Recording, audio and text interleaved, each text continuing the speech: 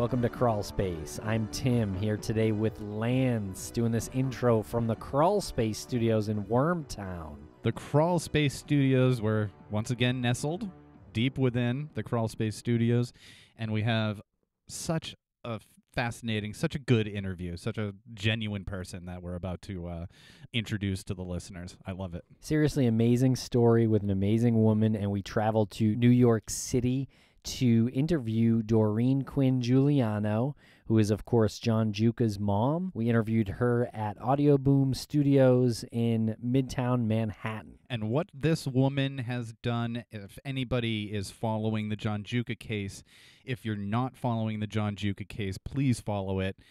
We are along for the ride with this one. He's serving 25 years to life. All indications point to that he's innocent, and his mother has been an advocate for him on such a level that it really is mind-blowing what she's done in order to prove his innocence, and it's working. And this is definitely one of my favorite interviews ever that we've ever done so far, Lance. No disrespect to anyone else that we've ever interviewed, but this one is just special and kind of emotional, and it's really real. It's really intense. There's a lot of gravity to it and a lot of meaning to this one. And make sure you listen to the very end, because there's a little treat at the very end, and it's the work of John Giuca in audio form, and it's fantastic. So please follow us on Twitter at CrawlspacePod. We're also on Instagram and Facebook, and we have recently launched a Patreon page.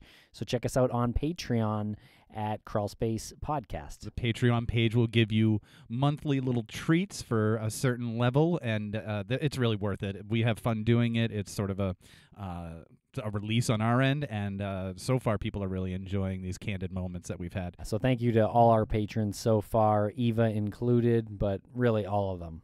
So thank you very much, and we hope you like this interview with Doreen Quinn Giuliano.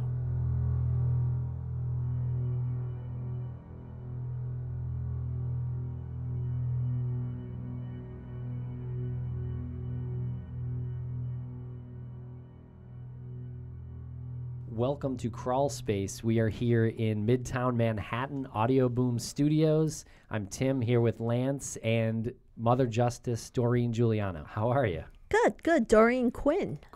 Giuliano. Oh. Okay. We are at the Audioboom Studios, and it's exciting to come here because it's a gorgeous studio, and it's super exciting to have you here. And thank you. Yeah, and meet you in person after reading about you and what you've done. And what you've been through is kind of remarkable. It's unheard of. Yeah. I admire what you've done. It's crazy. The energy and the dedication is like mind-boggling to me.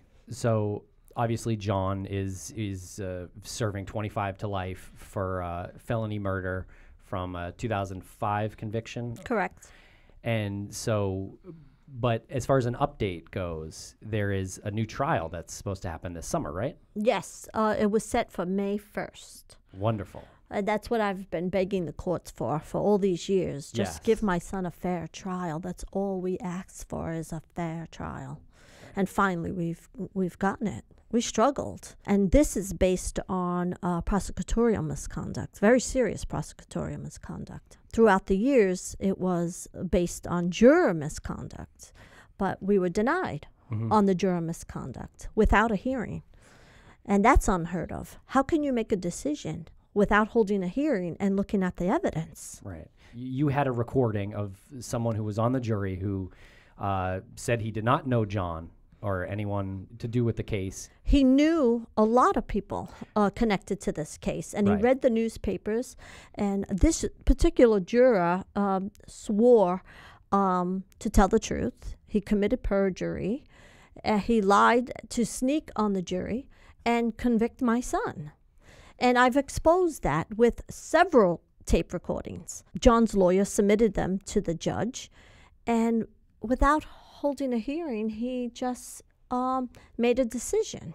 And all we asked for is if he would listen to those recordings and hold a hearing so that we could subpoena the juror and anyone involved, and then they would have had to tell the truth. Instead, Judge Alan Maris decided not to hold a hearing and admonished me. What he did was actually stunning. He said that I'm going to call upon the legislators to create a law for people like you.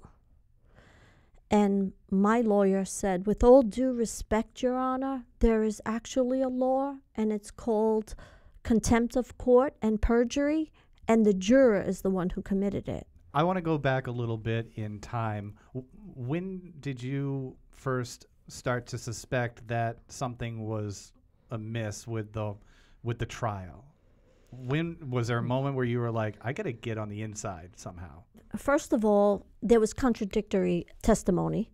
Nothing matched. There was lie after lie after lie, and then the jury came back with a guilty verdict. So obviously there's something wrong. So early on, one of John's friends sat in the audience, and he recognized one of the jurors. He didn't know that he wasn't allowed to be in the audience because he was on the witness list. And when you're on the witness list, I don't know if you know this, if you're on the witness list, you cannot sit in the audience. So he wasn't aware of that, so he had gotten thrown out. And then about a month or two after the trial, he had told a friend of my son John's that he recognized one of the jurors. His name is James. James came back and said that Billy recognized one of the jurors. And this is a month or two after the verdict. Correct. I went to go see Billy, and I asked him if it was true, and he said yes. He lives in the neighborhood. That's how it all began. I knew that that juror should not have been there because he was influenced by outside influences. So what did you do? I first hired a private investigator. That didn't work. In my opinion, if a man with a suit comes knocking at your door, especially if you're from Brooklyn, Bensonhurst, Brooklyn, you're not opening the door to answer any questions. So I knew that I was going to have to do it myself, to go and ask him what happened in that deliberating room, that they came back within 2 hours with a guilty verdict on absolutely no evidence. There was no forensics, there was no DNA, there was no eyewitnesses. So why the guilty verdict? So you were determined to find out from this juror. So you changed your identity? I did change my identity. And the reason why I decided to do that, because I knew if I knocked on his door and started asking him questions, he is the man who put my son away. I figured he was going to slam the door in my face. So I thought I would just change my identity, change my name, and just get close with him and ask him what happened. And it worked like a charm, to be honest. It's incredible. Even your Wikipedia page reads like the spy novel. Take us through the process of where your mind was at when you made the decision to change your name and create a new identity in order to essentially go undercover to get this guy to talk about something that you weren't 100% sure he was going to even talk about, right? Like I said, I hired private investigators. I had went through 4 over the period of my son being incarcerated. And I just knew I had to do it myself. And it wasn't really a hard decision. You know, I just changed my appearance by dyeing my hair, losing 15 pounds, working out. I was just hoping that he didn't recognize me. Did he know you or know what you look like, or just from the trials he would have known, or the trial he wouldn't know what you look like? Well, I sat like 50 feet from him for 2 weeks. Right. I mean, he stared at me. The whole jury stared at me for a whole 2 weeks. I don't know how he didn't recognize me, to be honest. Incredible, yeah. I did have like mousy brown hair, and I went platinum blonde, and I did lose 15 pounds, and makeup and high heels and tight-fitting clothes. You know, I was desperate. And you said you were from California? I did. I was riding my bike past his house, you know, trying to get his attention. And to be totally honest with you, he ignored me for months. And it was his friend that actually whistled at me. Yeah, his friend whistled at me, and I had to seize the opportunity and just pull my bike around and start talking to his friend, who happened to be married. And he was flirting with me. And then eventually the juror number 8, he told me that he sells marijuana, and if I was interested, to call this number. So I waited a week, and then I called him. And I have to tell you also, I was just looking to find out what went wrong in that jury room. And I've learned so much more than I anticipated. So much more. Yeah. So what happened? You called the number and you said, I'd like to buy a dime bag or something like that? Yeah. And so you met him? Mm-hmm. Wow. And Well, then, but before that, you have to keep in mind, I was watching his routine for months, and I already knew that he sold pot yeah. way before he even mentioned it to me. Well, that's incredible to me that you already knew that he sold pot, and instead of you approaching him, you must have the patience of a rattlesnake. I mean, I don't even know what to compare it to, but there were probably 100 opportunities for you to approach him, but you made it seem like it was his idea. You made it his idea. Yeah. You said it's amazing that he didn't recognize you. He wasn't seeking you. What a tightrope you had to walk. Yeah. though, because you can't let him know that you're eager to meet him. Right. I actually turned my back to him completely, and I was giving his friend all the attention. And you say I had patience of a rattlesnake? A rattlesnake's patient? Well, I picture I don't think they have any patience. No, I picture like a think they rattlesnake is like hanging out. A silent rattlesnake, maybe. You were like rattling for a while and just kind of waiting to strike. Yeah, like something that waits. I don't know. Right. Well, I'm a mom, so all moms know, I mean, you have to have a lot of patience, right? With your kids. I mean, patience of a saint. Yeah, seriously. Yeah, there you go. Patience of a Saint Lance. I'm trying to think of something that like Rattlesnake? strikes. Something that, I don't know. In waiting, and then strikes when the Waiting. time is right. Yeah, that's what I was getting at. But anywho. Well, I want to say that, this wasn't easy. I was a nervous wreck, and I would just cover up my anxiety and my nervousness with, the new neighborhood. I'm from California, and I don't know where this is and that is. And he wanted to help me to find the right places to eat and where I could get good coffee. And I was lost a few times in my car, and I would call him and say I was lost. Meanwhile, I was sitting in my living room. He wanted to help me out, with drugs, with directions, and just, with companionship. I didn't know anyone in the neighborhood. How did he not sense an accent? Did you try to lose your accent? Oh, I did. I practiced for a long time, but then I slipped up.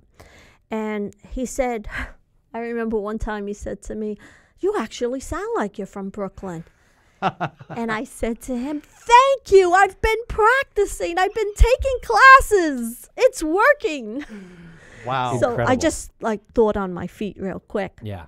Did anyone know you were doing this? No, not really. My husband, a little, but we were already in separate bedrooms at the time. Okay. So I gave him very little information, and he was like, "Yeah, whatever. I don't approve, but whatever." I don't think he really understood the extent that I went through to do this. My son, when I was visiting my son in prison, he kept saying, "Ma, you're losing weight.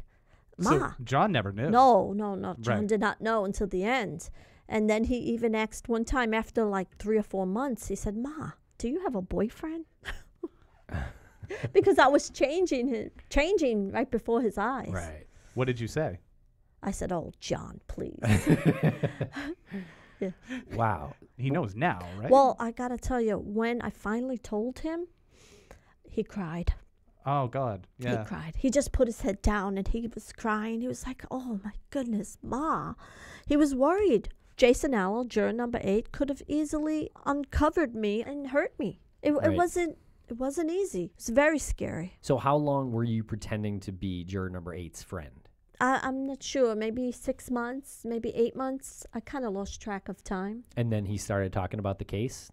He started talking about the case very early on. Did you bring it up? How did it come up? Picture this. Yeah. I'm cooking for him because I rented an apartment really close to his place. I started cooking for him and, buying wine, and he would bring marijuana over. Keep in mind, I'm 47 years old. I do not smoke pot. And I was pretending I was 37. The last time I smoked pot, I was like 20 years old. So I'm saying, okay, do I smoke pot and then get paranoid or silly or stupid? I can't blow my cover here. And then I was thinking, all right, just don't inhale.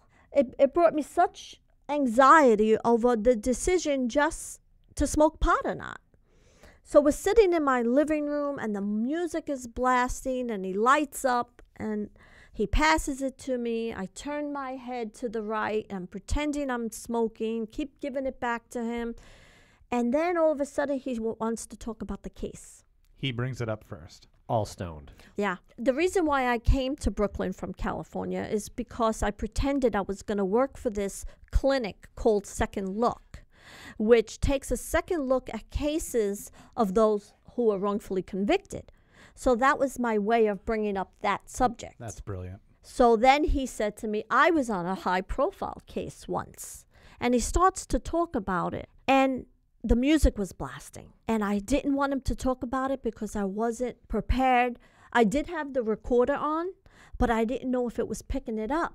So every time he wanted to talk about it, I kept changing the subject. And I was literally shaking because I knew if he told me now, he wasn't going to tell me the same story another day when there was no music on. So I just kept cutting him off and cutting him off. Wow. Yeah. And I'm anxious enough listening to you retell the story. I can't imagine you're sitting on the couch trying to figure out how to make it look like you're smoking marijuana and the music's playing and that's the time that he brings it up and you have a recorder on you that's recording at the time. It's like you've been fishing and finally you got a nibble, but it's not quite right. Mm-hmm. So then when was the time right? It was several days of recording. It wasn't just one particular day because one time he would talk about how he read the newspapers and the judge instructed the jury not to read the newspapers. And he did. And he told me, I read the newspapers all the time. And then there was another day when he started telling me about how he hung out with John's friends. And he knew all of John's friends. And then it was a different day when he said his cousin Linda actually dated one of my son's friends. And these are the things that I found out that I had no idea about when I went in. I was shocked. Then he goes on to say that he didn't know my son or his co-defendant, but he knew all his friends, what they did, their behavior. So he further goes on to tell me about how they disrespected their mothers and there was holes in their wall. So he was actually in their house. Then he goes on to tell me that he hated my son because he was a Jew. And I remember exactly where I was standing. I was standing in the living room looking at him. And he said, yeah, that's my right. I have a right to hate Jews. And he was a Jew. And I said, who was a Jew? And he said, John, he was a Jew. He lived over in that Jew neighborhood with the big mansions, but yet he drove a small car and he pretended that he was broke, but he came from money. And I was stunned. I said to him, I says, but how do you know that he was Jewish? And he said to me, his last name. Stop it. His last name. Yeah, it's about as dumb as you can get. Yeah, Giuca. Yeah. And I had to keep a straight face. Yeah. To be honest with you, I wanted to punch him right in his face. What was that like for you when you finally started to hear from this juror number 8 about him knowing him? And like, how did you, like we said, I would be shaking. How did you not explode? No, I wasn't going to slip up at this point. I was too far in. I became Dee Quinn. I was there for many, many hours and days and weeks and months. I slipped up once and I introduced myself to someone as Dee Quinn. And then I said, what am I doing? I'm Doreen Giuliano. I knew I was in too deep. Yeah. Wow. So what does John think about that now? We were cheated. Yeah. We were cheated at a fair trial. He was devastated, beyond devastated, because case after case after case that was reversed on far less juror misconduct. We had so much juror misconduct. He read the newspapers. He hung out with John's friends. His cousin Linda ended up marrying one of John's friends. He believed he was Jewish. He told me one day when he was asking to get off of work so he could serve on the jury, he asked his boss, and initially his boss said no. And then he told him what case it was, and his boss told him, okay, I give you permission, but I want to see that kid fry. That's an outside influence. Mm-hmm. From your boss. Yeah. Your boss who pays you your paycheck. Right. So don't you want to please your boss? Right. And this juror number 8 was the first one in the deliberation room who was trying to push a guilty verdict. Well, the way he explains it to me, and these are recordings that I submitted to the judge. We have them transcribed. He said that several of the jurors said to him when they were deliberating, but there was no evidence. And he said, I know he's guilty because I know. Just trust me. I know. So he is bringing his outside influence into the courtroom. Yeah. So you called your lawyer, obviously, after This thing was over, I felt like I had enough. Okay, so you didn't talk to your lawyer or John's lawyer throughout the whole operation? No, nobody knew nothing. Wow. My husband knew a little, but not much. Wow. And I did it all by myself. Nobody guided me.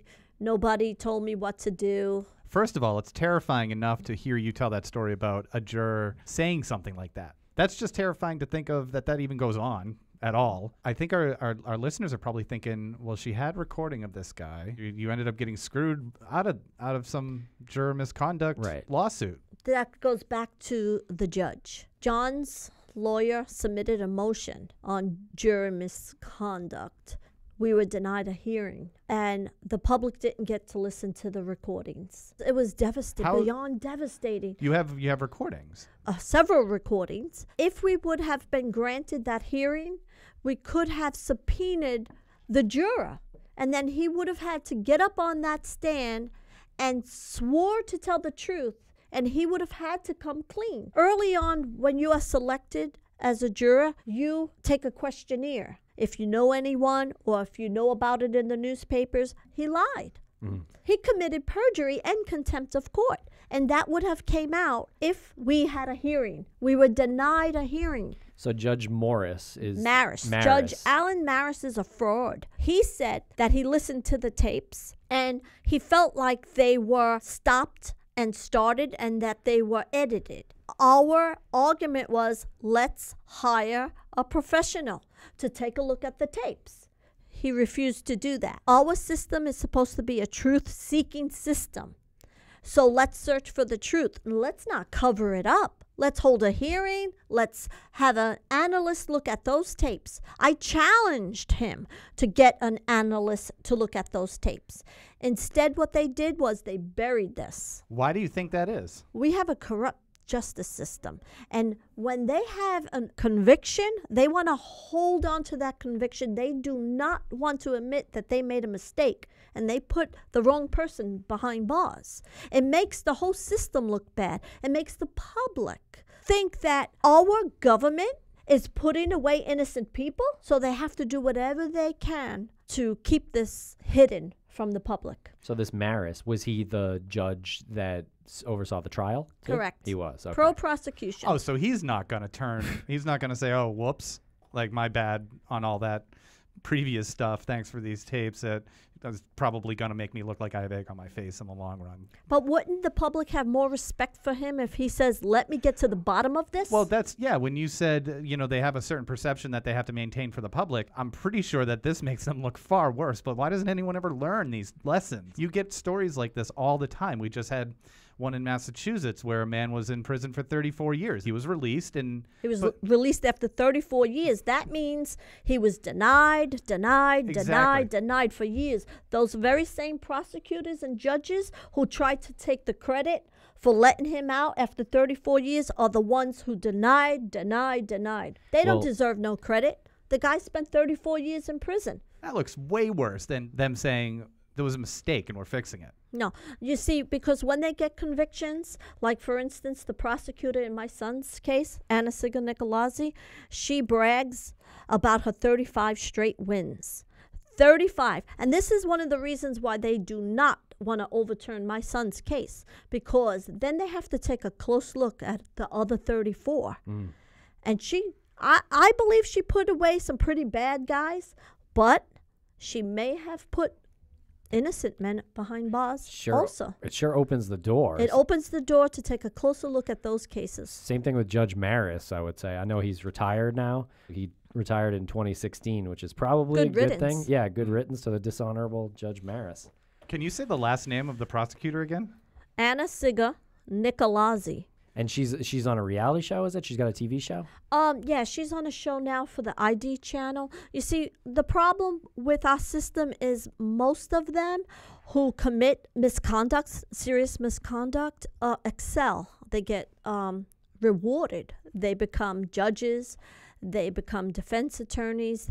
They aren't held responsible for their misconduct, and they're taking lives. I would like to think that if I was in that situation, the record wouldn't mean so much to me.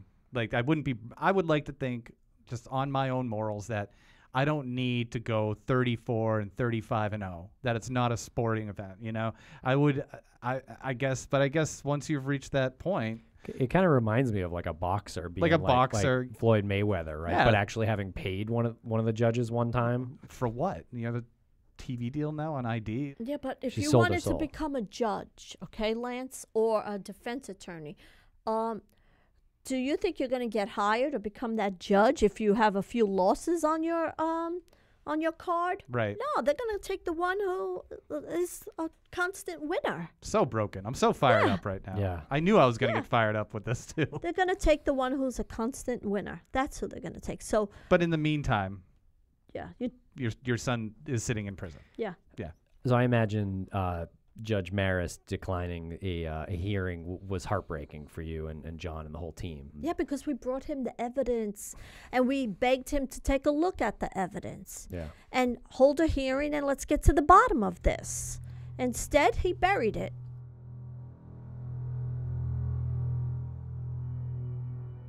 You know, sexual performance issues are more common than you think. I know. Do you? How well do you know? Well, I know. I did some research on it. Over 25% of new ED cases are guys under 40. That's kind of bizarre to me.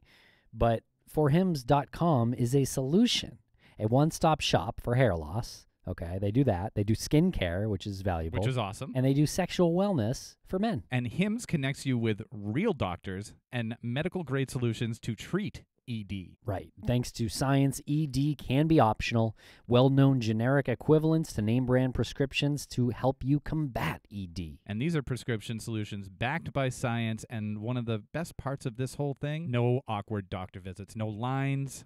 Save hours by going to forhims.com. Yeah, you just answer a few quick questions and chat with the doctor for a confidential review, and then products are shipped directly to your door. Tim, this is hard made easy. Say hello to your little friend. So try Hims for a month today for just $5. We'll get you started for just $5 while supplies last. See website for full details. This would cost hundreds if you went to the doctor or a pharmacy. Go to forhims.com/crawlspace-ED. That's forhims.com/crawlspace-ED. And that E in crawlspace, you can use that one in the ED. So not two E's, just one. Crawlspaced. It looks like crawlspaced. Yeah, think Crawlspace. forhims.com/crawlspaced.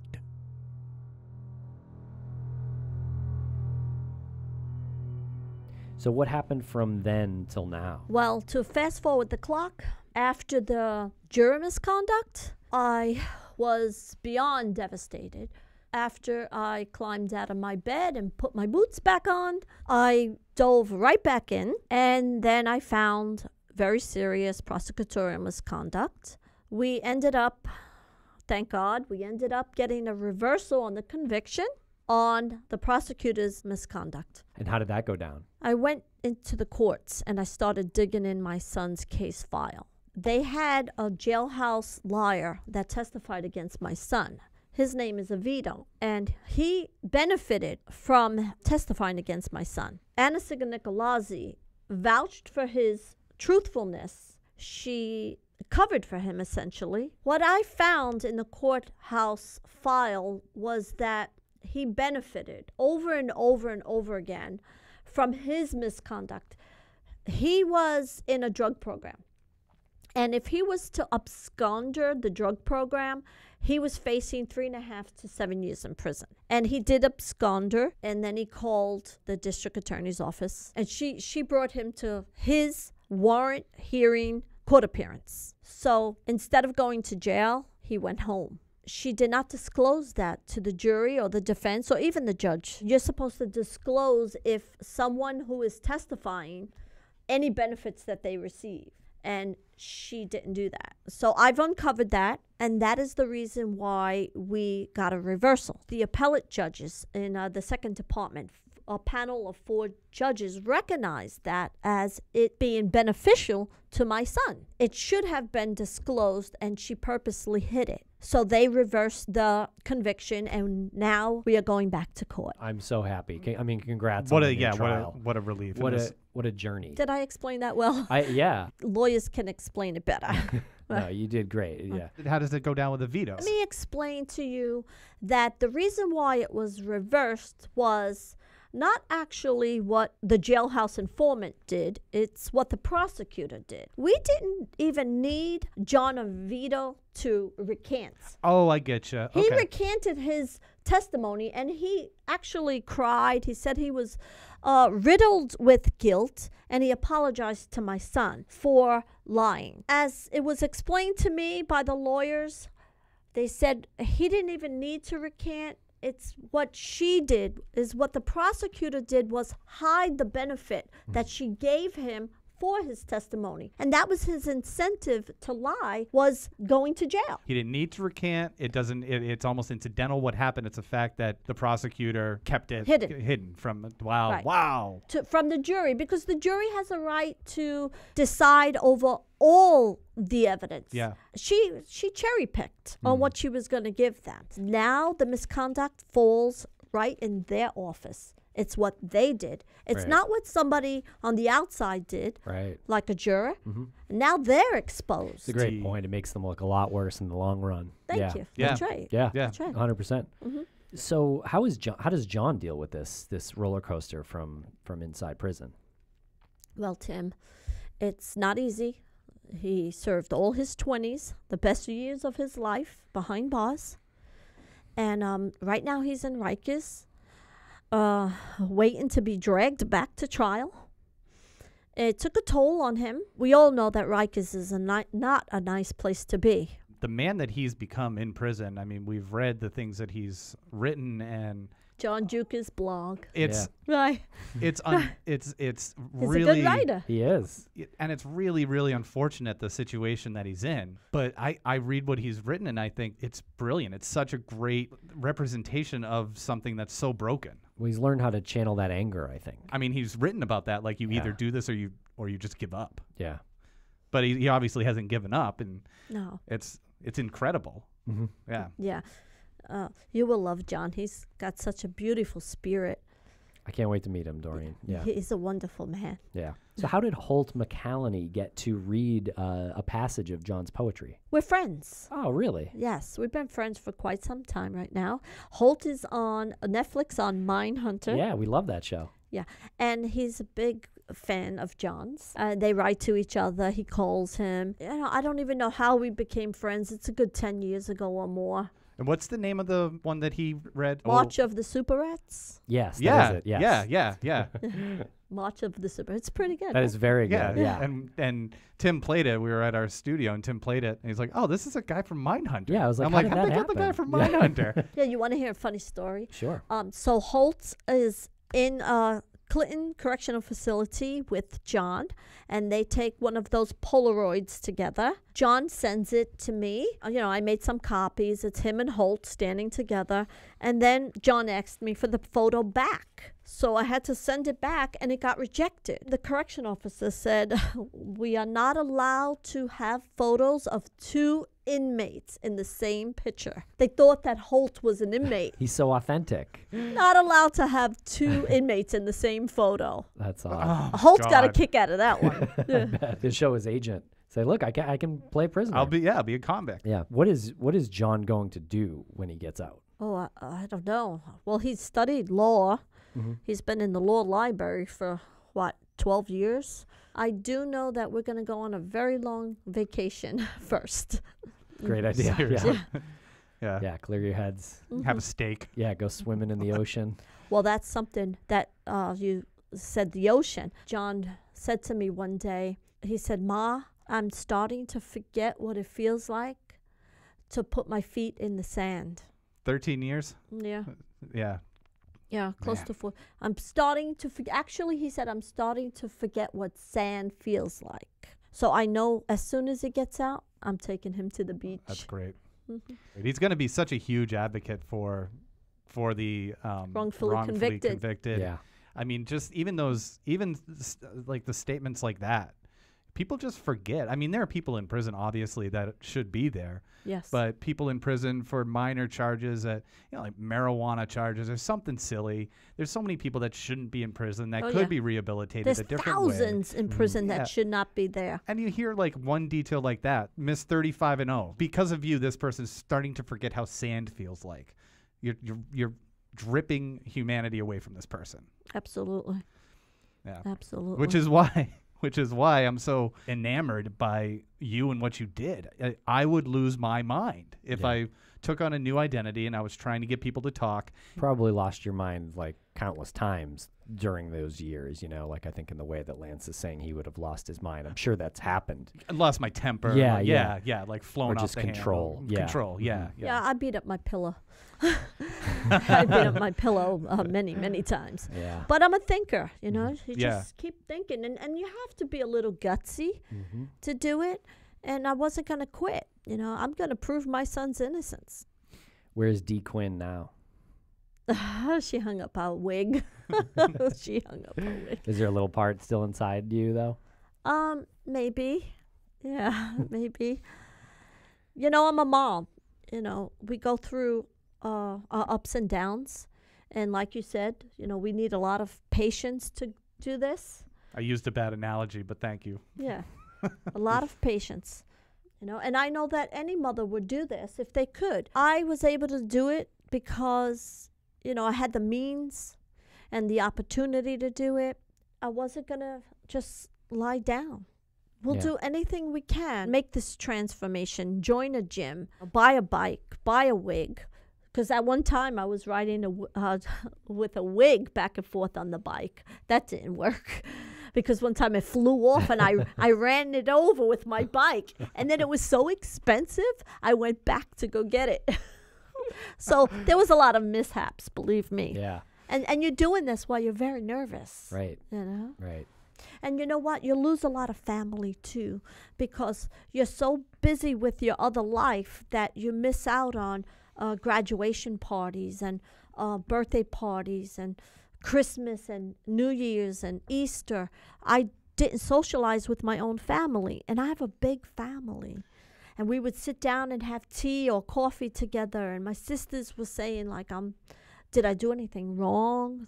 They were trying to figure out, why am I not, you know, hanging out with the family anymore? And you can't tell them. No way. Right. They were shocked when they read it in Vanity Fair. When did juror number 8 find out that this person that he thought he knew and made friends with was not that person? Okay. I submitted the tapes to my son's lawyer, and then somebody in his office, I believe, leaked it. And the next thing you know, it was in Vanity Fair and on the front page of every news. So a reporter actually knocked on his door and told him, "Do you know her?" And he said, "Yes, that's Dee Quinn." Then the reporter came to my door and said, "I told Jason Allo," and Jason Allo said that what I did wasn't right. And how dare I? What I did. What a joke.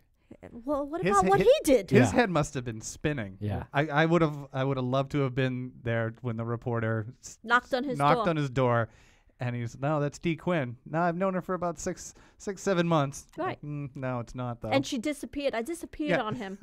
All of a sudden, I didn't answer the phone anymore. But nothing about him convicting my son because he believed he was Jewish.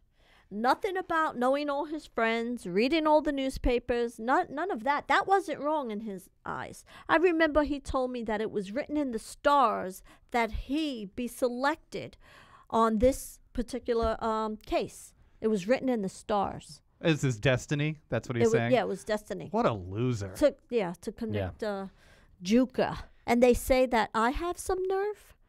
Why? Because I'm not a private investigator? Because I'm not a father, an uncle? Why? Because I'm the mother? Because you went against the system. Right. That's your nerve. Right. Good. Yeah. Oh, Yeah, yeah. they more wanted to punish me Right. Yeah. for exposing them. But the bottom line is, no matter what you think about me, let's give this kid a fair trial. Absolutely. Right. So speaking of a fair trial, so now 3 out of 4 of who helped to convict John, right, have recanted. That's the jailhouse informant, that's Aloe, and that was John's ex-girlfriend? Aloe is the juror, so he Right. doesn't count. He's Okay. not a witness. Okay. Yes, 3 out of 4 witnesses for the prosecution Mm-hmm. has recanted and admitted that they lied. They lied in 2005, and that's why the jury came back with guilty with, in addition, the corrupt juror who pushed that jury into a conviction. So I guess my question now is, what the hell is the prosecution's strategy now that they've lost all their star witnesses? What the hell are they even doing this trial for? It sounds like They don't it have a should- chance. Yeah, it sounds like they should just show up just for formality's sake and be like, Yeah, Well, we have a theory. yeah, Throw John in Rikers Island, torture him, because we call it the torture chamber, yeah. and then hopefully he'll cop out to something he didn't do just to get the hell out of there. After 13 long years of suffering and misconduct after misconduct after misconduct, everybody recanted. The juror committed serious misconduct. The prosecutor committed serious misconduct. These witnesses came forward, said they were riddled with guilt, they lied, and the reason why they lied, and now they're going to drag my son back to trial? Come on, let him free, let him go. on top of there was no connective evidence. There was 0 DNA, absolutely no forensic evidence, no eyewitnesses, nothing against John, just these liars. And they have the real murderer in custody. Like, he's Correct. in jail convicted on murder. Correct. So, like, John is not, he's not the scapegoat here. You know, he's not like the person they're trying to keep in jail as the murderer. They're protecting the prosecutor Yeah. because of what gross. she did to get the conviction. They're Yeah. protecting her. Take a hit. But she's no longer in that office. Mhm.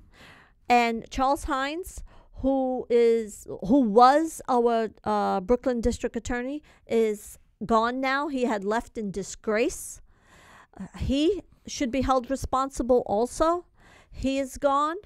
So what are they holding on to this for? You know, our new district attorney had promised that he was going to take a look at all these old cases. And this is an old case. Take a look at it. Take a close look at it. And if you claim that you are a truth seeker, you will let John go. Yeah, you'll This see. doesn't fall on him. Right. It falls on the previous prosecutors. Now, did they just recently send John to Rikers? Yeah, he's there about 4 weeks. So only after they ordered the retrial did they send him there? Yeah, because they bring you down from upstate. First of all, it's illegal to hold you in maximum security prison when you are presumed innocent, which should have happened was bail. Yeah. But the judge did not give John bail, so he could sit home and prepare for his case May 1st. There was no bail, and he's thrown into Rikers Island. I'm only guessing that they're probably trying to squeeze him to cop out to something that he did not do, just to be free. They're dangling the keys in front of him. Yeah. Yeah, I mean, I think this is like the final test for John. What would you do if you were in prison for 13 years and now you're in the dungeon and they say plead guilty and you could go home, time served? Or go back to trial May 1st, and what we did to you the first time, we could easily do it to you a second time. We could find 10 jailhouse informants. We could threaten and coerce many people to get up there for a deal. And you can't blame people sometimes. They're so desperate, they're willing to say anything. And with the jailhouse liar, he was facing 7 years. They threatened John's girlfriend of 19 years old to expose very delicate and personal information about her. So she cracked. And then after 10 years, she comes clean, crying hysterical that she lied. And this is the reason why I lied. Anna Sigel Nicolazzi threatened her over and over again. And finally, she said she will lie. And they practiced a script on what she would say when she testified against John.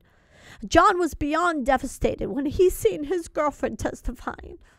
This hurts me. It hurts me because this girl was a part of our family. Yeah.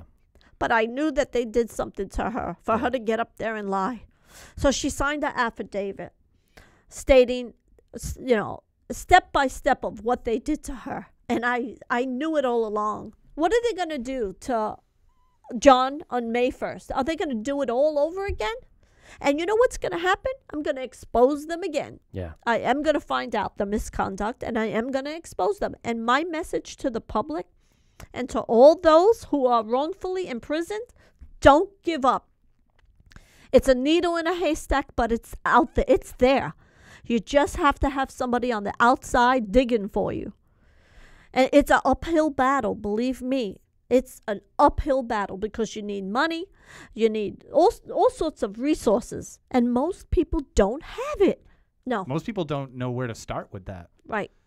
No, it's so hard. And they know that. Prosecutors know that. And that's why they just keep putting people in prison and figure, I'll take them 20, 30 years before they unravel this mess. And then they excel and get rewarded for their convictions and become judges. And what did Anna Sigal-Nicolazzi? She's a host on some ID Discovery Channel. So they get rewarded. That is the incentive. They get rewarded. How often do you visit John? Well, now that he's in Rikers, once a week. Okay. Yeah, it's a horrendous place. How excited was he to hear about, or maybe not excited, but how was it telling him about the retrial? John is hopeful. Yeah. What tends to happen to you when you're in prison is you try not to get too happy because the rug is always pulled out from under you. They look for ways to manipulate the prosecutors, our government, judges too. Not all judges are bad, okay? There are those good judges that will follow the law. Well, John's just trying to stay even keel because they have all the power and we have none. I mean, just your will alone is pretty powerful. So Yeah, and probably pretty scary if you're on the other side of it. yeah. There are 2.3 million people incarcerated. How many people get the opportunity to tell their story? Not many. Yeah. You know? I mean, this is a gift that I have right now. I am John's voice. I'm his voice. Well, we will do anything we can to help. So, like, Yeah, seriously. yeah, Thank you. yeah, And others. yeah. Because I have a lot of cases. Perfect. I have hundreds of them. You take on other cases. I and- do. Oh, I do the best I can to help. I get letters, at least maybe 30, 40 letters a week. I have a big pile of letters of begging for help Wow. from all different prisons. And I do what I can. Sometimes they need the simplest thing, like copies of something, or go down to pull their case file and make copies for them, make phone calls for them. Whatever anybody could do to help inmates, please help. Wow. And this is something that you started to do after John's situation happened. What Yes. were you before this? A mom. Okay. A mom. They're desperate men and women, and Yeah. they have nobody on the outside. And they're human. And they'll turn into animals if you treat them like animals. Exactly. And what do you want? Right. Yeah. Then it's self-perpetuating. And then what do you got? You got a bunch of animals in cages. Mhm. Just as it's never really computed in my head that it Are they rehabilitated? no, right? They're right. There's no Yeah. rehabilitation there. And when they do get out, they are going to be our neighbors, Yeah. right? So wouldn't it make sense if we actually rehabilitated those who did commit crimes and maybe get them an education, treat them with respect? They're not treated with respect. They're beat. Yeah. They're tortured. They're starved. I could tell you a million stories. You know what's crazy too? That in these prisons, they have people who have schizophrenia, depression, all kinds of mental illness that actually belong in hospitals, but they are incarcerated.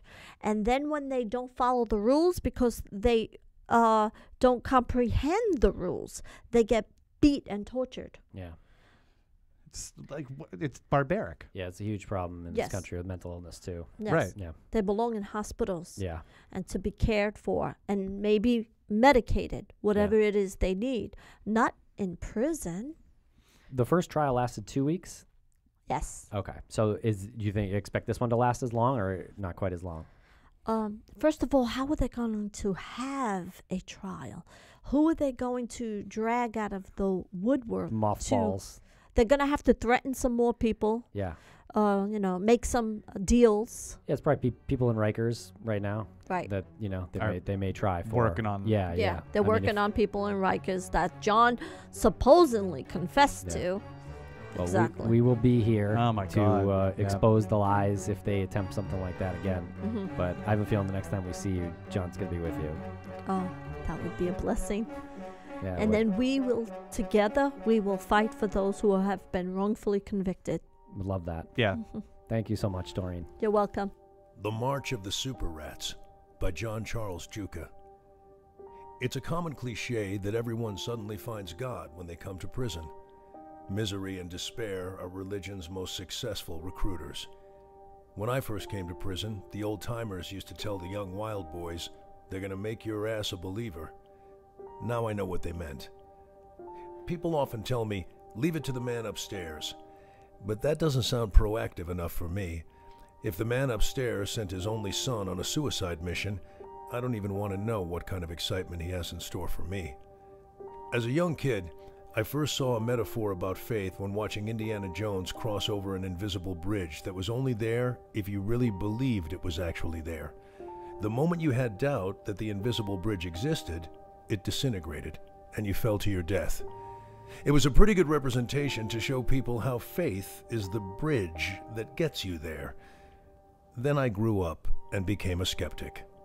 I saw religion as a crutch, and my thoughts were reinforced in college when I read philosophers like Nietzsche, who said a casual stroll through the insane asylum shows that faith does not prove anything.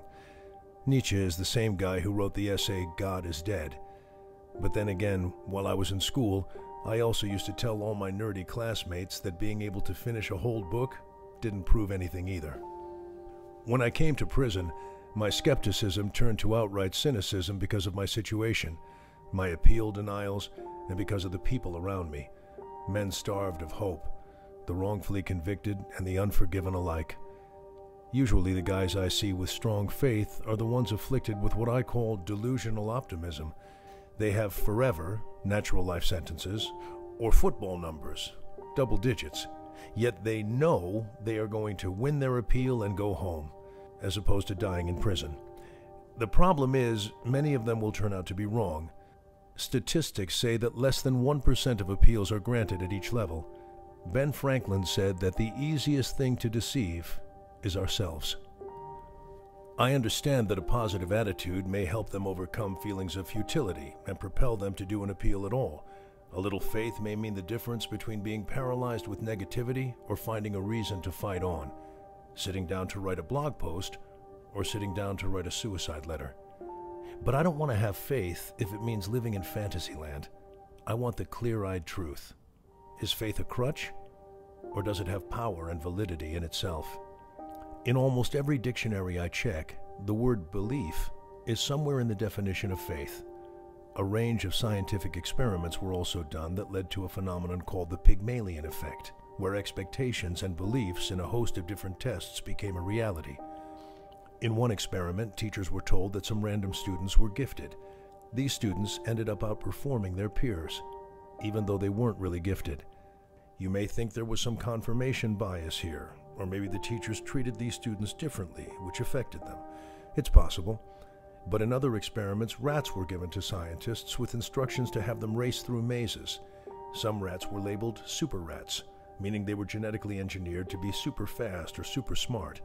But in reality, the scientists were misled about the abilities of the rats, and they were actually all the same. When the races began, the ones labeled super dominated consistently. The expectations and beliefs of the scientists, who were lied to in order to foster true belief, became a reality. Scientists have also discovered that the placebo effect only works when people believed they would be healed because of taking a pill. Quantum physics has also proven through experiments that the mere observation of or intent to observe an experiment through recording devices change the outcome of the observed reality. When no one is watching, light behaved as a wave. But as soon as an observer comes into the picture, the light waves collapsed into particles, as if they knew they were being watched.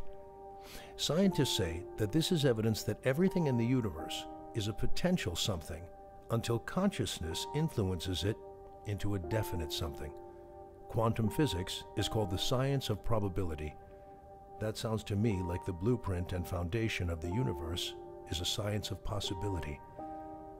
Examples like this seem to back up belief intention, the law of attraction, and faith.